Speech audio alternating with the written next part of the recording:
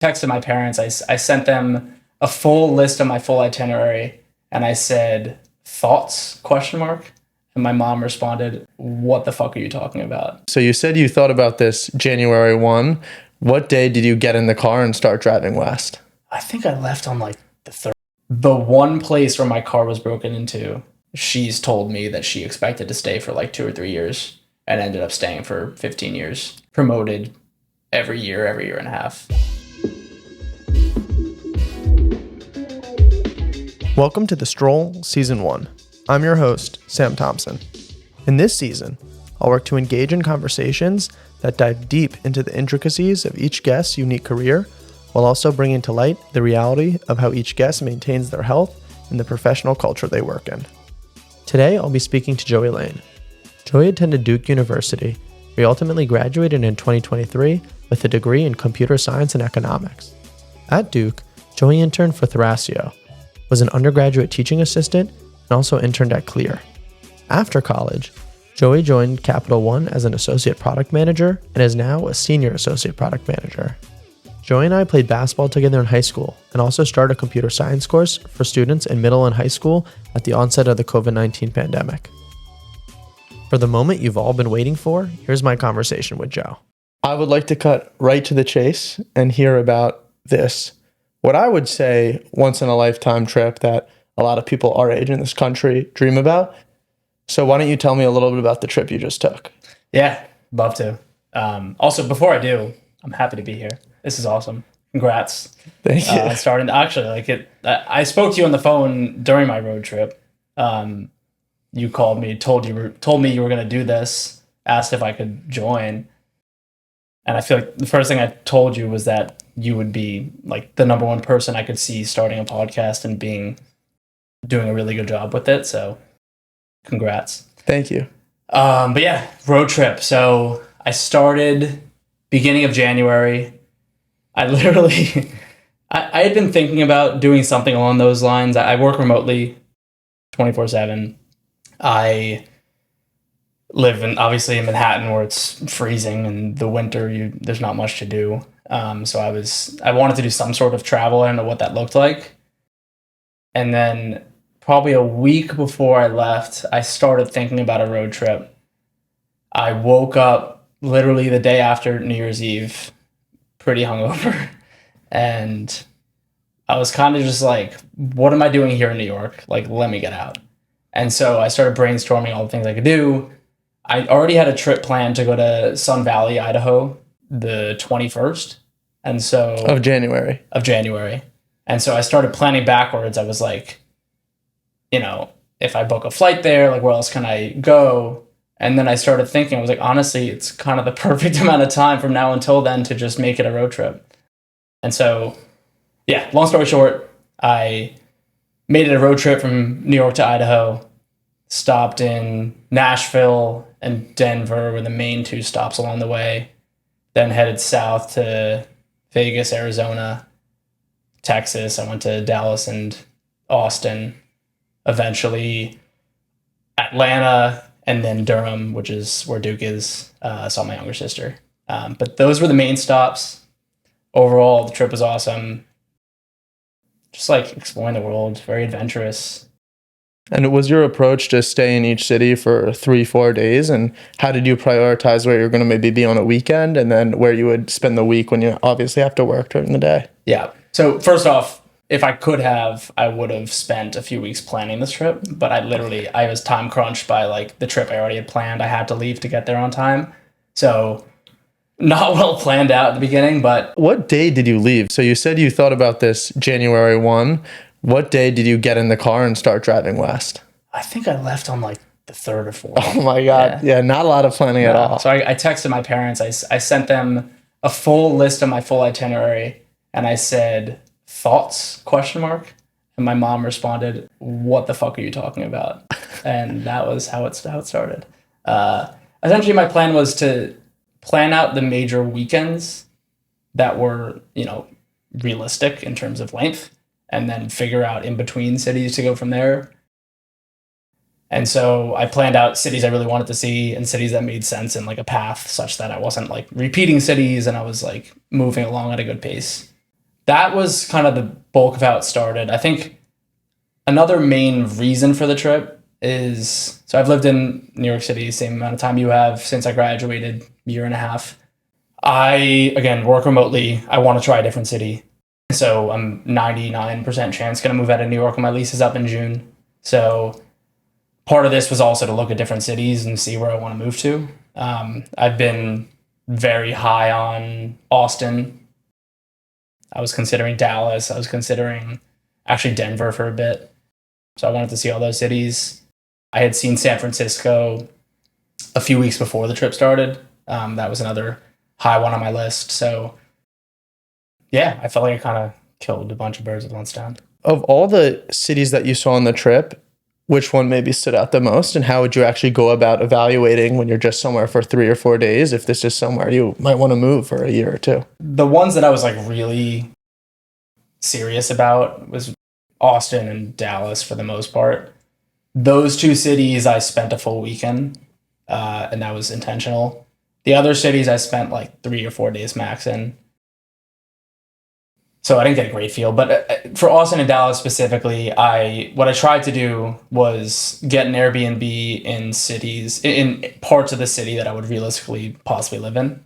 You know, I can get a feel of like what that day-to-day is like, what it's like if I want to go on a run in the morning, if I want to go walk or go drive and get food, like have a good realistic feel of what that's like, which I think I got. And then the other thing was I had friends in both cities that I met up with. And so when I did that, I tried to be as like inquisitive as possible and just getting as much info from them about how their experience has been. Like they were all from different places. So yeah, I found that very valuable. And post-trip, are you still high on Austin and Dallas? Do you think you're leaning towards one or the other? Where might Joey be moving at the end of July? Yeah, I got to keep it a surprise for the audience. No, I'd say probably like 65% chance I'll move to Austin. Probably the other 35% San Francisco. Not going to move to Dallas. Yeah, as I've thought about, quite honestly, maybe in a different vein, places I could see myself living long term, I've thought Austin seems like a great place. Obviously, there's so many factors that go into it. I'm going to go pursue med school, so I can't exactly, I can index towards a place, but I can't necessarily choose where I go live with the flexibility that you perhaps have. How would Capital One approach that? Are you able to go completely remote, or would you have to find a new role? Yeah, so I'd go completely remote. My new team that I joined like a few months ago is fully remote. So I would just stay on the team. I would, as long as I stay in the country, they're fine with me being fully remote, working from any city. It'll be a little weird time difference wise if I'm in California. I'll probably be able to make it work, but Austin seems more realistic. And I'd like to get a little bit of a picture about just kind of what this road trip looked like. So first, maybe just a rapid question. What type of car were you driving? Was this a big car, small car? Yeah, Jeep Cherokee. And how much did you load up into that? Was it packed? It was full. Yeah, I had like probably like 9 or 10 bags in there. Yeah. And do you have any high-level stats on the trip, like miles driven, amount of gas you, like states slept in, cities slept in, states driven through? There's one stat that I don't want to even know or even look into is how much money I spent. that I hopefully will just never know. But it was a lot. It was essentially like I was paying 2 rents. Like I was trying to keep my hotel expenses to the amount that I'm paying on a daily basis for rent. Which you said this before the show. Theoretically, I should have tried to look for someone to live in my place for a month and pay for that month. But again, I left like 2 days after I planned it, so not much time for that. But. And what about how many states did you drive through? How many different states did you sleep in? Like a good portion. Like if you think from New York to Idaho is like essentially coast to coast. I didn't hit any of the real coast cities. And then I went down south and went again pretty much coast to coast.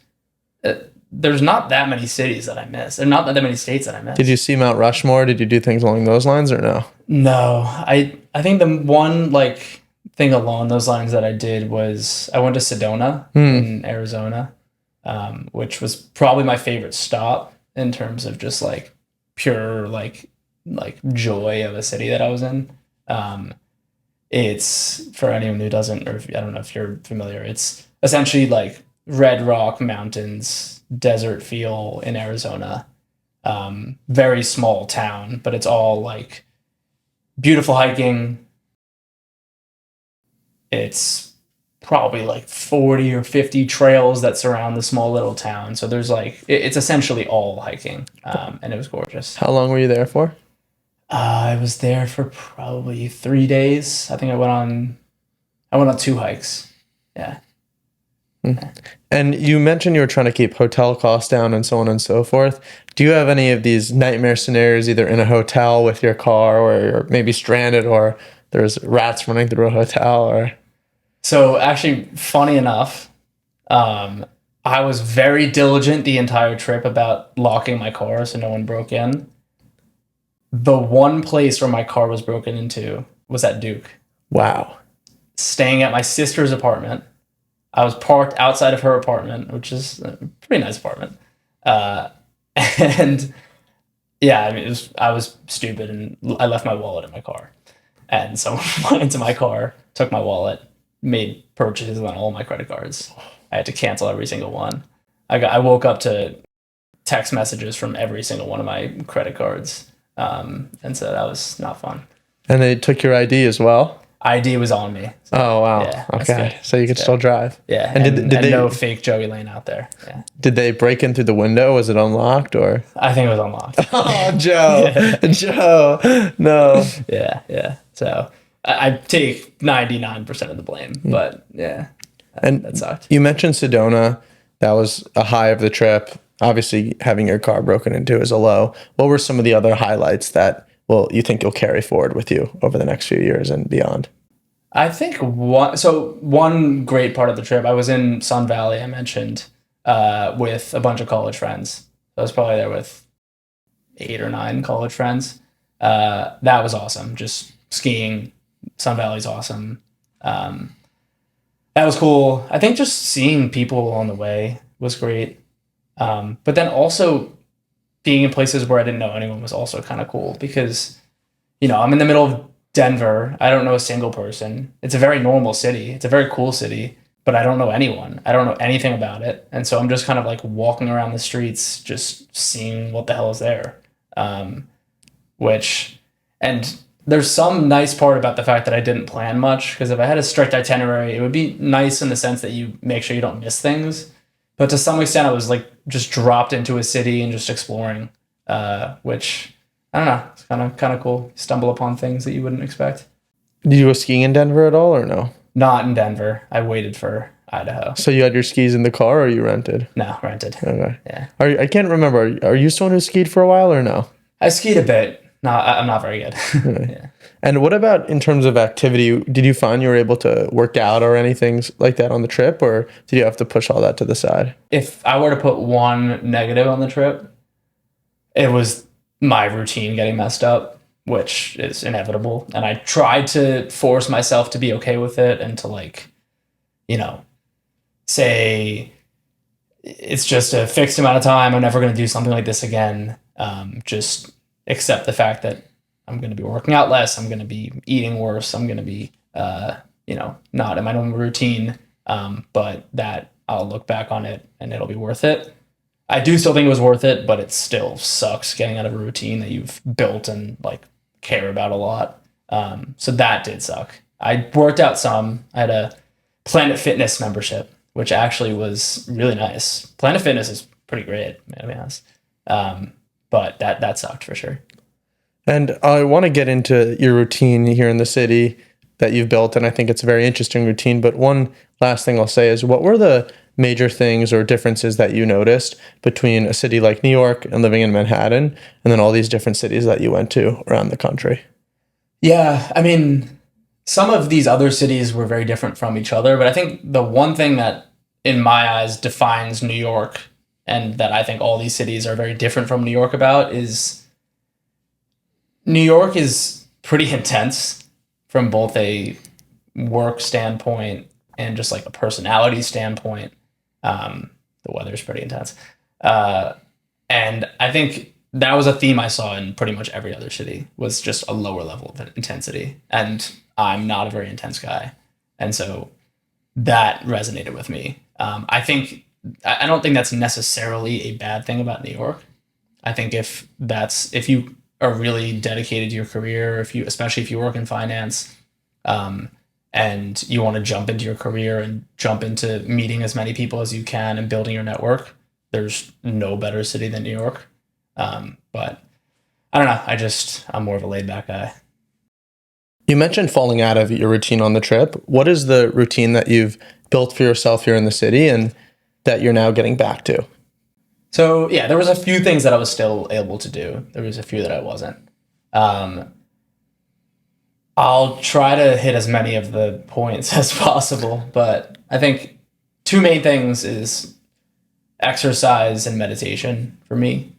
I try to do some form of cardio a few times a week and try to lift weights a few times a week. Ideally, I want to get to a place where I'm doing it more than a few times a week, but at the very least, I try to do that. And that I even struggled with on the trip, which I wasn't happy about. Meditation, I try to meditate twice a day. So I'll wake up probably like 20-30 minutes after waking up. I'll do 20 minutes of meditation. That I was still able to do every morning. I definitely did not do it every afternoon because I worked, and then I oftentimes was driving to another city, or I was trying to, go to a good restaurant or try to walk around the city or drive around the city. So that was like one of the big times that I tried to force myself to trade off, was like, I know I would like to be meditating, but if that means spending 20-30 minutes extra in my, hotel versus out in the city exploring, it's probably not worth it. So that's another thing. What about food and nutrition? Was that difficult to... I assume it's pretty difficult when you obviously aren't going to have a kitchen. You can't cook anything for yourself. Yeah. You have to probably buy every meal from a restaurant. Yeah. So that was the hardest thing. And also you have to imagine like some of the drives that I was doing at night was like 6 p.m. until 10 p.m., which is during dinner time. So I'm not going to take time to sit at a restaurant or sit at even like a fairly healthier place and eat. I'm going to just pick something up quick and keep myself on the road so I can go to sleep at a normal time. So a lot of fast food, which, yeah. What was the best fast food you had on the trip? Chick-fil-A never misses. No. Yeah. Chick-fil-A was great. Nothing new, actually. I did a rotation of Chick-fil-A, McDonald's was like my go-tos. And then anytime I saw Chipotle, it was like immediate Chipotle. Yeah. The last time I've had McDonald's, I would guess in the past 3 years, I was in Europe after leaving McKinsey. I went for 10 days and I went to the McDonald's there because I've heard they're marginally healthier here in the US. What is your go-to order at McDonald's on this trip? I got as many nuggets as I needed to be satiated, honestly. That's probably a lot of nuggets. Yeah, it was probably 20 to 30 nuggets. Wow. Yeah. But if I went to, it was honestly just chicken anywhere I can get it. Mm-hmm. I wasn't trying to have, the fries or like, if I'm going to eat unhealthy, I'd at least want protein, where I'm giving myself something that's beneficial. And if I'm not lifting that much, keep as much muscle as I can while I'm on the road for a month and a half. So it's some strategy while I'm eating absolute dog shit, but yeah, McDonald's is probably unhealthy across the board, but there's obviously things on that menu that are going to be healthier than others. So might as well try to stick to the healthier side of the unhealthy menu. Yeah. The other thing that I did do a good job of keeping up with, I take a few supplements every day, which I've found personally really helpful. I can go through it if you want me to. Yeah, I'm curious. What do you take? Every day I take magnesium, vitamin D. I try to get vitamin C through food, ideally. So strawberries, oranges. I actually just found there's this fruit. I believe it's from the Amazon. I'm forgetting the name of it. Camu. It's the highest concentration of vitamin C out of any food in the world. And they sell it in powder at Whole Foods. So I've started getting it and adding it to my smoothies. It's like 1/2 teaspoon is probably 50 times the amount that you get from like a full serving of strawberries or a full orange. Are you just boosted on your vitamin C? Is it too much vitamin C? I just bought this like a few days ago, and so I'm trying it out. But I don't know. It's I don't think it's a replacement. Like you should still eat fruits and vegetables, but it's kind of like an extra little boost. It's from Whole Foods. So. And are you taking creatine still or no? Yeah, creatine. I take a probiotic. I don't think that it really does anything. People say it like dies by the time it gets to your stomach. Ideally, I would want to get to the point where I'm eating fermented food every day. So like sauerkraut, real pickles. Do you like kombucha? Yeah, like ish. Honestly, not really. Kind of tastes like alcohol to me. I love kombucha. I don't drink alcohol and I love kombucha. Did I ever show you my my homemade pickles and sauerkraut? No. No? Oh, I went through a phase. I went through a crazy phase. Were they good? I was making like the biggest size mason jar that they have at Whole Foods. I was making like those size of just sauerkraut. So if you open like the cabinets in my kitchen, it was just 3 enormous jars of sauerkraut. How quickly would you go through a massive jar? Oh, I'd go nuts. I'd have like 4 spoonfuls a day. It's like really good and really good for you. It's interesting. You mentioned first off, really leaning into what you love. I respect that. Yeah. But it's funny, if you walked into my bathroom here, which you did, you would have seen creatine, vitamin D. I do take a magnesium and calcium supplement, but I don't take that one as frequently. I think the magnesium actually, I've heard it makes you tired. Probably should have done more research into that, but probably only take that once or twice a week, not as diligently. And I also just think mentally a little bit, it's nice to feel like, hey, I don't know how much this is actually doing, but maybe the placebo effect a little bit. I'm doing something for my health. It helps me feel better. Yeah. And I do think the creatine actually makes a big difference. That's the one where I'll say, if I miss a day, I'm upset about it. Like when I went to Europe, I got these creatine pills and you need to take 7 of them every day, which is such a pain in the ass. Yeah. But I actually forgot about them for the first 3 or 4 days. And then how much do you take, do you know? I take 5 milligrams a day. Or no, 5 grams a day. Yeah. Yeah. I think I take the same. Yeah. I just do 1 scoop of this GNC creatine. Yeah. But I've actually seen this new brand popping up. I obviously am following, the Andrew Huberman, Chris Williamson, and they have this brand called, I think it's Momentous, and they apparently do, the daily supplements you need to take every day. And it's all these, I would say, podcasters mainly that seem to take this very seriously. And I would at least believe put in a very diligent effort to making sure the products are good. So once I run out of my current jar, which seems to actually last forever, I'll probably switch over. Yeah. Huberman's great. I haven't listened to him in a while. Who was the other guy you said? There's Huberman, Chris Williamson. I've never heard of him. No, he's good. I don't listen to his podcast, to be honest, but I see a lot of his short form content, which I really like. And he speaks to a lot of the other people I listen to and is in a very similar niche. So I just happen to come across his stuff a lot. But in terms of listening to actually long form podcasts, I'm mainly listening to this physician named Peter Attia, who I really like. And I find his content to be very educational. The thing I maybe struggle with a little bit actually is the technicality of what they discuss. I think if I'm tuning into a 3-hour podcast, it's getting quite technical. Yeah. It's hard for me to pause every time something is said that I don't fully understand. So I actually just try to write down the main takeaways and insights that I gain from it, rather than actually trying to understand all the foundational information beneath it. That would take me 10x the length of the podcast to actually understand just that one little morsel of scientific foundation. Yeah. Huberman goes into some serious depth, especially if it's like a topic in his wheelhouse. He goes real deep. And a lot of it goes over my head. But yeah, I try to do what you said, where I try to collect the actual, the high level takeaways that, that would matter. I've almost tried to approach a lot of things with the mindset. I know they use this at a bunch of places, but it's huge at McKinsey, like the 80-20 mindset. Just get 80% of the value with half the work, and then the last 20% of the value lies in the second half of the work. So you can basically do 50% of the work to get 80% of the value, and then you leave that back half and the last 20% of value for another day. Yeah. Going off of that, do you mind if I ask you a question? Sure, always. First off, do you read often-ish? Not really. I would say books. Have not been reading as much as I wanted. I think last year I read, I don't know if this is good or bad, but I'll just say it. I think it was 3.5 books is what I read last year. I would say I'm reading a lot more The Economist, shorter articles.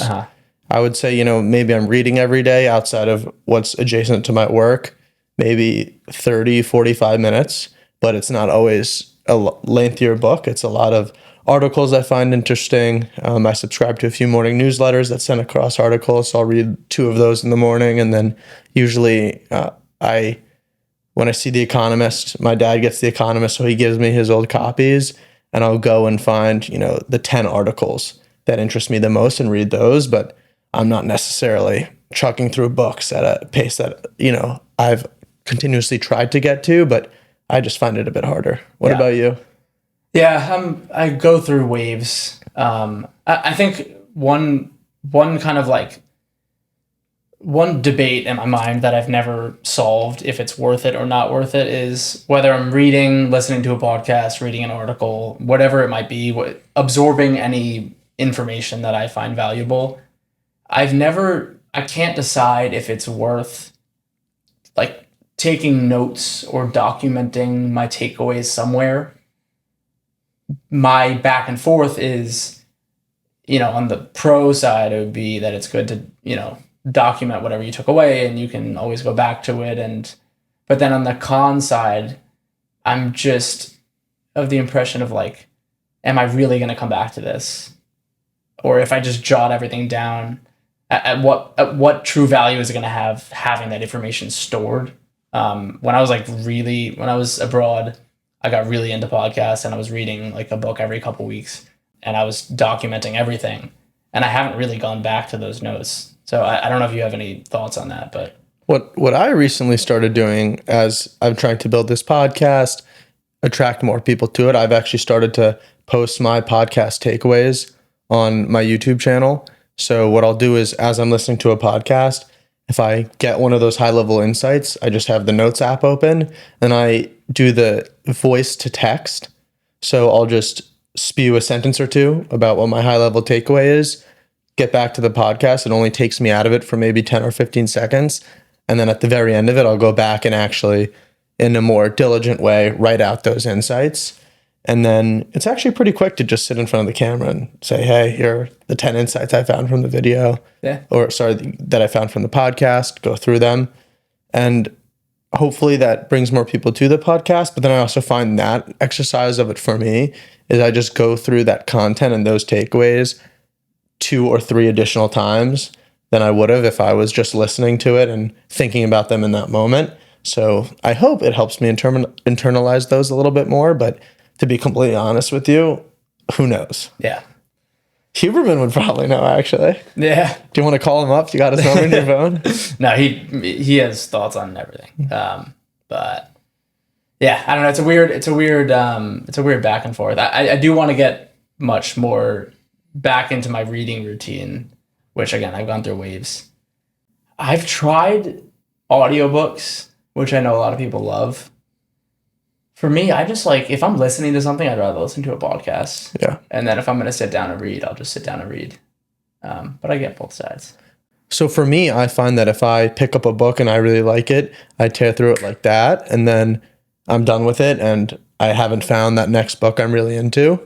So that's something that I almost struggle with, where I'll get through a book in a week, maybe 2 weeks, and then if I don't have that next book on deck, I'll get into more articles and reading the stuff that I mentioned before. And also over this past month, in trying to start this podcast, through the recording, trying to find an editor that I can work with and so forth, that's just taken up so much of my time that it's hard to block off time to read when there's so much to do. And I also do try to still get at least 7 hours of sleep every night and exercise every day. So finding that balance and carving out that time to read, well, I actually think would be extremely beneficial for me. And it's very easy to talk about the benefits of it.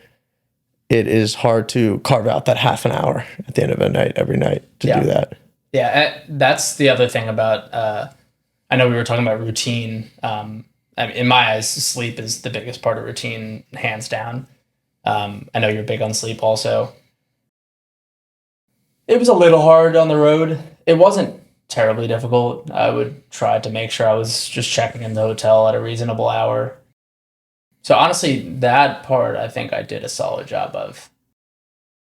But some of the other things, not so much. Would you plan which hotel you're going to stay at every night, or were you just driving and then, on the highway they have the signs of the hotels, motels right off the side of the highway? Would you stay at those, or would you cognizantly plan, hey, this is about 4 hours on my way to the next stop, I'm going to stop there? Yeah, most of the time I plan the hotels no more than 5 hours in advance. Wow. So as I'm about to drive to a new city, just look on hotels.com, it's honestly they have a pretty good rating system. They have a pretty good review system.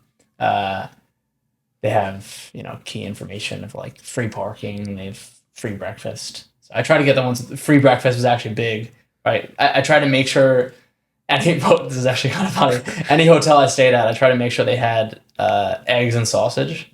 So I would literally search in the reviews for eggs. And if someone said, pretty solid eggs, then I'd be like, all right, that's good enough. Any sauerkraut along your journey? No sauerkraut. Any niche foods to an area that you thought were phenomenal? Hush puppies? You ever have hush puppies? No. Remind me what they are. So think of a corn dog without the dog.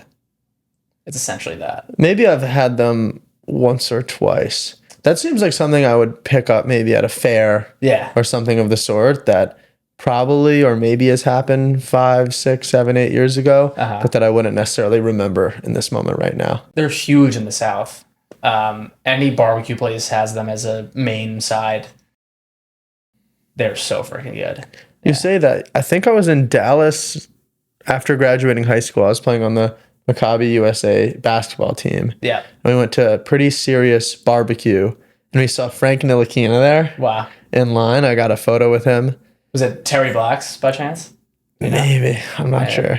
It was one of the where you're in a line and you go through and they just give you a plate and then it was probably it could have been, there's a lot of barbecue spots, but if you chose one barbecue spot in Dallas or Austin, it was probably Terry Black's. Did you go to Terry Black's on this trip?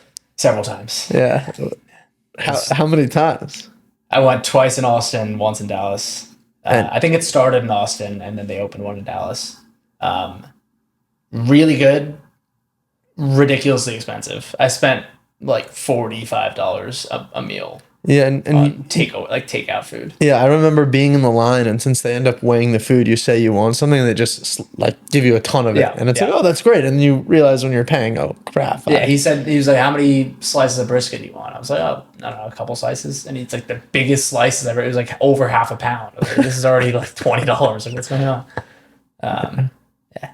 You got the police in the background here. What do you think's going on in the city right now? Hopefully not coming for us. Do you know that the Luigi Mangione murder was half a block from me where we are here today? And you were living here at the time? Yeah. Wow. I remember, I think that night, I don't know what day of the week that was, but I think I either walked and was calling someone with Charlie, the dog, and I remember then the next day when all that was blowing up and it said where it was, I was like, holy shit. Yeah. It was at 6 a.m. So I wasn't up anywhere close to when it happened. But I remember thinking that's half a block from me. Yeah. So who knows? Maybe Luigi broke out. Yeah, that's maybe he broke out. Hope not. Yeah, hope not. So in this discussion, it's clear that you have a bunch of different facets of your routine, whether it's meditation, exercise, nutrition, maybe not obviously all this so much on the trip, but when you're here in New York, what does your average day look like to hit all those aspects of your routine? First off, it helps that my job isn't very demanding. So I work pretty much 9 to 5 every day. So I try to go to the gym in the morning. And whenever I can, I try to do both cardio and lifting in the morning so that by the time I'm done with work, I can just do whatever I want to do. That's, reading, walking around, whatever. So wake up. I usually take like 15, 20 minutes to look at my phone, look at the news, look at Twitter, X. Love X, by the way. And then I'll do 20 minutes meditation, go to the gym, shower, work 9 to 5, and then ideally when it's warm outside, it's a very different routine than now, but that's also part of why I want to move to a city that's warm year round. When it's warm outside, I would ideally like to go on an hour walk every day. Less for exercise, more just for walking around, either clearing my mind or listening to a podcast, listening to an audiobook. And then try to eat dinner on the earlier side. And then, just kind of hanging out. Ideally, if my routine was perfect, it would be a walk, dinner, hang out, watch TV, read for 30 minutes to an hour, and then go to sleep. That, to me, would be a perfect day. Do I do that every single day? No, but that's the ideal. From the conversation so far and hearing about your trip and your routine here in New York, it's clear that I would say the pillar of it and the foundation is your meditation. And hearing that you're able to wake up maybe 6 a.m. every day, sit down for 20 minutes, close your eyes and just focus and be present in that meditation, that's extremely impressive to me, and I think something a lot of people would aspire to. How did you find your way to meditation and overall instill that practice as a major part of your life? It started by realizing, so I've grown up with anxiety that I've dealt with. It runs in my family. That's something that I've been dealing with pretty much my whole life. I don't think it ever got to, a point that was really obstructive to my life, but it was always a nuisance and something that I wanted to continue to improve upon throughout my life. And so that got me starting to research different things that could help it and different ways to deal with it when it's at its worst. I learned about meditation, started reading about it, hearing from podcasts and from books of all the benefits people find from it. Yeah, I kind of went all in. There's this type of meditation called Transcendental meditation, which is what I do. It's a 4-day course, I believe, where it's not cheap. Is this in person or? Yeah, so it's an in-person 4-day course. Essentially, over the 4 days, they teach you how to do what you do by yourself. So they teach you in person how to do it on your own. And so, I went for 4 days. This was while I was studying abroad in Sydney, Australia, my senior year of college. And did this course in Sydney. And honestly, within a month, I was convinced that it would be something I'd do the rest of my life. I've never wavered. I don't even see it, and this is going to sound like kind of like cliche or like annoying or whatever, but I don't even feel that it's an obligation, It is to me just like a given that I'm going to wake up and meditate every day. You're supposed to do 2 a day. The afternoon one for me is, somewhat 50-50. I'd like that one to be at some point in my life that I'm doing it every day. But the morning one to me is like a no-brainer. The way I view it is 20 minutes of meditation is equivalent, if not better, than 20 minutes of sleep. And so if I'm going to not do it, that means I'm just waking up 20 minutes later. I'm as rested or less rested, and I'm just less present. So to me, it's like a no-brainer. The afternoon one's tough because there's always things I'm trading off, but I try to get it in. Yeah. And do you do anything to track your sleep at that, or? Track my sleep or the meditation? Track your sleep. It seems like you're meditating 20 minutes every day. There's no need to track it. Yeah. I wear my Apple Watch to bed most nights. I try to get 8 hours when I can. I'd set a minimum of 7 hours. If I'm below 7 hours, it's tough to be rocking during the day. And I think that's one of the really rewarding things about working in tech as a product manager, knowing that you're going to work 9 to 5, that opens up so much more of the day where you're able to pursue these other things. I remember in one of my worst stints getting out at 8 p.m. one night. Our manager said, get out of here, get out of date. And I thought I had all the time in the world to do whatever I wanted to do. Yeah. Do you feel at all working for Capital One, it's 9 to 5, it's remote, you're not necessarily there in person with the team, that if you wanted to accelerate your career there, that it would be difficult to turn up the intensity? It's a good question. I don't think so. I think if I wanted to, so what Capital One prides itself on, and the reason a lot of people stay there very long, is they give very fast, very quick promotions.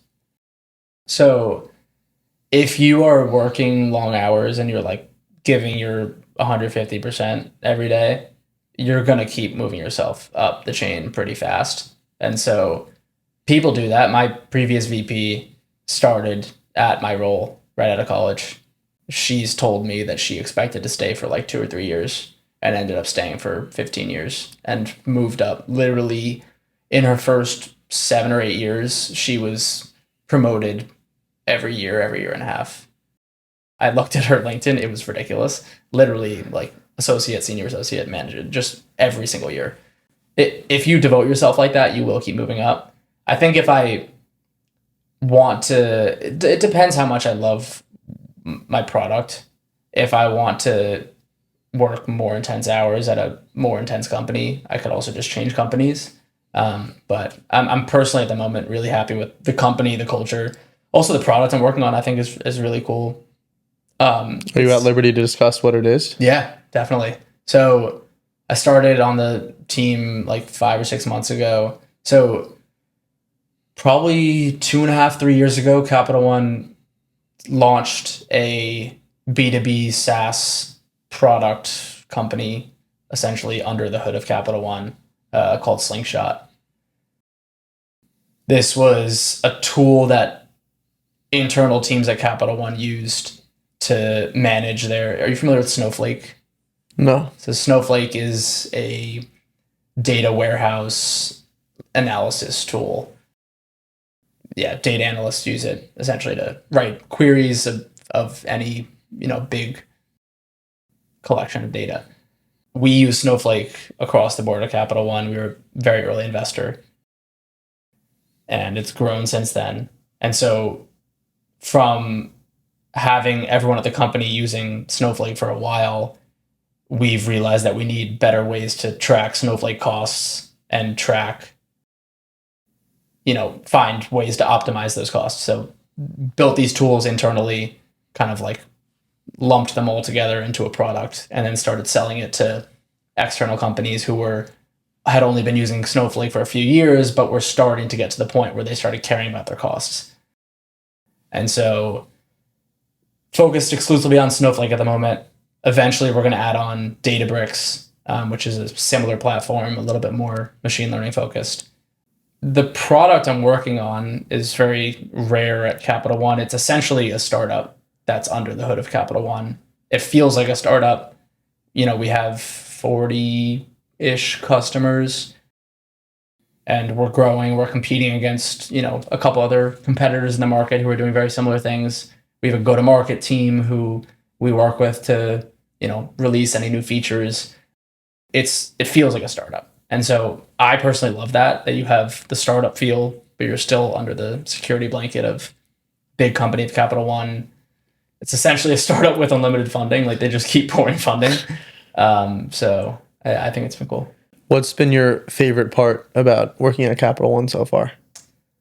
I'd like to say the work-life balance, given this road trip. It was pretty cool. I did so my program is a college graduate program. So there's some cool opportunities to, meet other kids my age, which is nice. There's not many kids my age on my team. So across the company, it's cool to meet people.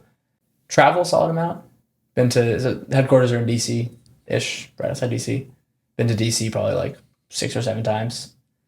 Some big team get-togethers, which are always funny because my boss lives in San Diego, and I've worked with him for 6 months. I've seen him in person twice, which is crazy. I went 3 months at the beginning, having not met him in person, which is the weirdest thing. And then you meet him after working together for 3 months. So those are always fun. From a long-term perspective, it seems like for now you're really happy at Capital One. It's going to give you this flexibility to move and see a new city, while still, it seems like giving you the optionality to invest more into your job and progress if that's what you so choose to do, or accelerate your progression if that's what you choose to do. Do you think that long-term you want to stay in the tech world? Do you think you might end up wanting to go to business school or any other form of grad school? Have you thought any bit about, maybe 10, 15 years down the road what you want to do? I think any form of grad school is very unlikely. I'm actually very happy with product management. I'm very happy with my team and the company right now. So I see no reason for me to leave anytime soon.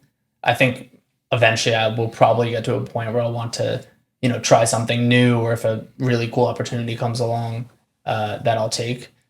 Ideally, I'd want to be in some combo of either the medical space or the wellness space, some combo of that with tech.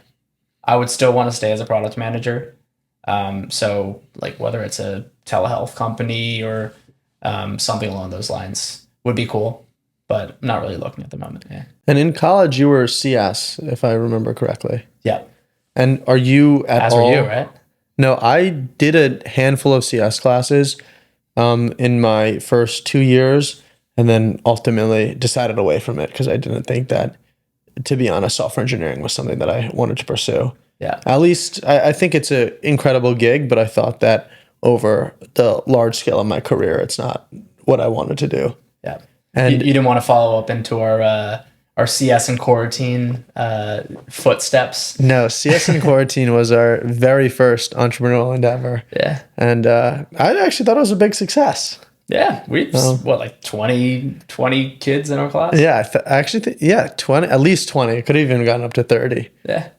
Yeah, very cool. I think the Facebook page is still out there somewhere. So yeah. I love our poster. Our poster is the greatest thing ever. Yeah.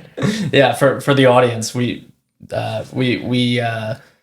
ran, again, like 25, 30 person class teaching them intro computer science. These are all high schoolers, right? Yeah, middle and high schoolers. Graders, yeah. That was funny. That was great. Good time. Yeah, it was really fun. That was right when COVID broke out. I remember being home and having next to nothing to do. All my classes went pass fail. They basically canceled all the assignments, all the exams. And I said, maybe after a week, I was like, I have nothing to do. I think this is a great idea. Yeah. And we ended up doing it together. And in that vein, are you at all technical in terms of coding at all or looking into code? Do you maybe just know how to communicate that to the software engineers, or? Yeah, it's mostly communicating. The only part where in my previous team I was somewhat technical was SQL. So like writing queries, pulling data. Not as much in my current role, but I could see that going forward. But yeah, not really. Yeah. Did you feel that coming out of Duke in computer science, you were very well prepared to handle your role at Capital One? Did you find that it was a difficult adjustment? And overall, did you at all consider going into software engineering? I did consider. Some part of me regrets not starting in software engineering for a couple of years and having real domain expertise before becoming a little bit more strategic. I just think it would be helpful to have a real specialization, where you fully understand what the engineers are doing. You just have a leg up over any other product manager if that's the case, and you connect to the engineers way stronger. I have some of that with my computer science background, but not really. In terms of Capital One and the role, yes, I think as much, if not more than anyone else in my class. But I think in product management generally, if you've never done it, you can't really be prepared for it. It's the weirdest role. It takes incredibly long to actually gain any sort of real ownership because you're being asked to essentially drive the implementation of a feature, and at some point to own a part of the product where any bugs that come up, any enhancements that need to be made are on you. And so unless you understand it fully, like understand that area fully, and then understand all the different like people on your team, who does what, who you go to for what, and like how you get stuff done, you're just not going to be able to do that. And you're essentially being trusted to do that. So there's no formula. It's just like getting a feel of how to do it. So it was really weird. Like the first 4 or 5 months, you're kind of just like fake it till you make it type thing. So to your question, kind of. So as you maybe, at least what I would call it, prepare to turn to the next chapter of your life, where you might leave New York City. We grew up right outside the city, so this has been home for probably every year of your life but 4. What will you look back on most fondly on these 2 years in New York City? As I've been deciding to leave, I've been focusing a lot on what I don't like and what I might like more in other cities, but I don't think that's giving enough justice to how much I have enjoyed the last 2 years. The main thing for me has been being within an hour of essentially all my close friends and my family, which essentially every single one of my college friends, essentially every single one of my high school friends, and both my parents, my brother, my sister's still at school, but she comes home a lot. So it's just, and you know, you go to college for 4 years and you're away from your family. You come home every here and there. I can go home anytime I want. I can just like take a train. I'm home in 40 minutes. I can do, if I don't have much going on for a weekend, just go train home and have dinner with my parents, or like have my parents come meet me in the city. So like that convenience aspect and just the overall convenience of New York City is ridiculous. You find every single shop you could imagine in a 2-block radius. So like the convenience of having everything people-wise, you know, store-wise at your fingertips is unmatched. So I think I've definitely taken that for granted, and I'm going to realize it in other cities. But yeah, we'll see how much of a detriment I feel that it actually is when I move. And then on the flip side, you mentioned you're focusing on all these things you're excited to maybe get in other cities that you don't have here in New York. What are those things that you're most excited about for that next chapter? Yeah, I think it's a few things. The main thing is weather. I need better weather. This is like, I walked here, I was outside for like 5 minutes and I'm miserable. Also, were you outside at all yesterday? Or yeah, yesterday. I think today was worse than yesterday. Oh, well, yeah, yesterday the wind. Today I think was 10 degrees colder. Yeah, so weather's a big thing where I can be outside running, walking every day. Second thing is in both Austin or San Francisco, there's a much heavier tech-oriented culture where people, just like I can talk to them about what I do. It's very difficult here when everyone, there's obviously people who work in tech here, but out of our friends, it's very uncommon. And so that would be nice to talk to them about it. I also think I think the tech culture is like pretty homogenous in the sense that they care about their work and they care about succeeding in their career, but they care a lot about what they're doing outside of their career and outside of work. And so I'm excited for that, where, you know, I was in Austin for a week, and on, you know, pretty much every day after work, my friends who live there were doing something after work, whether it's like go play pickleball, play a round of golf on the weekend, pick up basketball, like literally whatever it might be. All of them were, I found it interesting. I went to one of the kids who lives in Austin, I went to college with. I don't want to like bash him, but I guess I can bash him because there's a positive ending, but he didn't exercise much in college. And then I go to visit him in Austin and he's training for a marathon. And I've met 3 of my friends live there. They had a group of like 6 or 7 friends they had met, and like half of them were training for marathons. I walk outside during the day, in the morning, right after work. Everyone's running around. Just like the vibe was very, it was just awesome. And so just jumping into that, kind of like absorbing from other people. Yeah, excited for it. Yeah, New York is very all or nothing in the sense that I think during the week, everyone, or at least when you're in finance, you're just pretty much working. And there isn't maybe that culture of, hey, let's meet up at 7 p.m. after work to run, because everybody's working till 9 or 10. Yeah. And then I think also it is difficult when you don't necessarily have a lot of people to speak to about what you do. I am the only one of our friends in strategy and management consulting, or was the only one of our friends in strategy and management consulting. And I always definitely found that a little difficult. There was a few of our friends in consulting that were doing different things within the consulting world, and it was very, very nice to speak to them and laugh with them about the nuances of the job that they would understand. But I can see from your perspective, as I think truly at least the only person in our home friend group in tech, how that would be extremely frustrating to go through and not necessarily have people to resonate with about the work you're doing. Yeah, I also think like no matter where I am, honestly, being in a different city from all my friends will almost make me keep in touch with my friends more, because it'll remind me that I can't just have the convenience of seeing them all the time. So I have to actively reach out, and I'll get better about reaching out to people, FaceTiming people on walks, like whatever it might be. Whatever I have to do to keep in touch, I'll definitely do. So I'm not really that worried about that. And I'll be home, a solid amount to see my parents. So it's really easy in New York to live 15 minutes from a close friend and not see them for 3 or 4 months. Yeah. And then just because they live close, you don't really think to call them or so on and so forth. Yeah. Yeah. Fast forward 10 years down the line for Joey Lane, what message would you have for Joey Lane, the 32-year-old? I think the biggest thing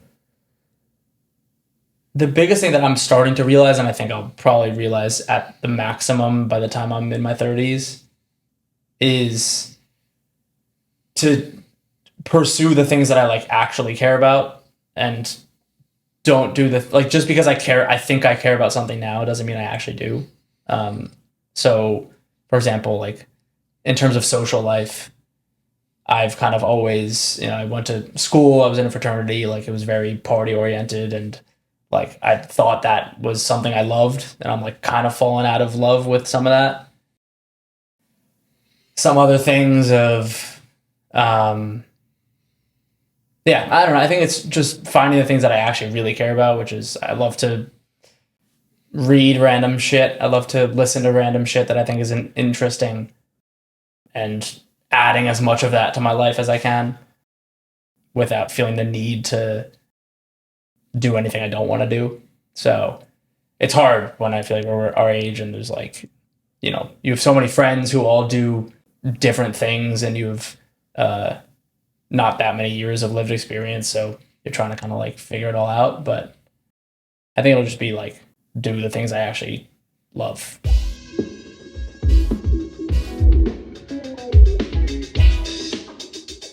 Thank you for listening to this episode of The Stroll. If you like this episode and would like to be in the loop for future episodes while also supporting the podcast, please subscribe to the podcast here and follow the podcast on social media for updates. Our Instagram, TikTok, and YouTube are thestroll_podcast, and our X account is thestroll_pod. I'd like to give another big thank you to Joey for coming on the podcast and for speaking so openly about his personal and professional experiences. Thank you again for listening. Much love, one love.